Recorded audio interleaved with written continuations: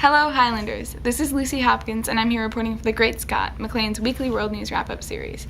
This week we will be talking about Ebola reaching the US, the Hong Kong protesting, Taylor Swift branching out, the JP Morgan Chase security breaches, and the head of the Secret Service resigning.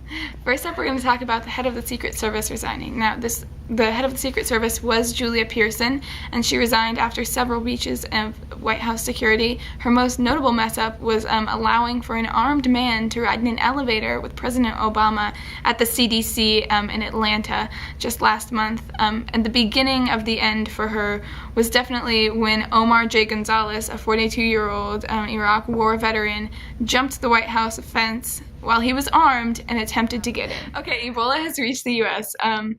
Thomas Eric Duncan, who's a Liberian, came to the U.S. on September 20th and started showing symptoms 4 days later. Now he's quarantined in Texas, but Ebola has spread. As of October 3rd, there is a patient admitted to the Howard University Hospital in D.C. Now, something you should know about Ebola is that 50 to 90% of people who get it die. So something that we recommend is to keep up with your hygiene routine and stay away from people who have been around infected persons or could possibly be infected because they've traveled to those areas.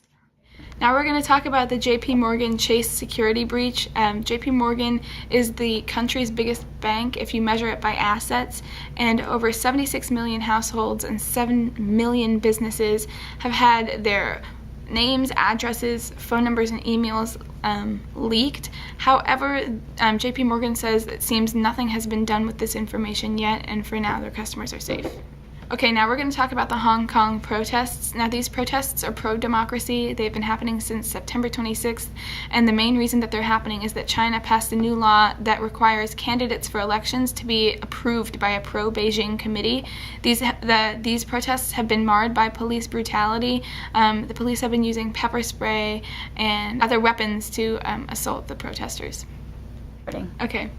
And last up for news, we're going to talk about Taylor Swift. Now, the songstress is joining The Voice as a mentor, which is pretty cool. And then also on October 27th, her album 1989 will be released.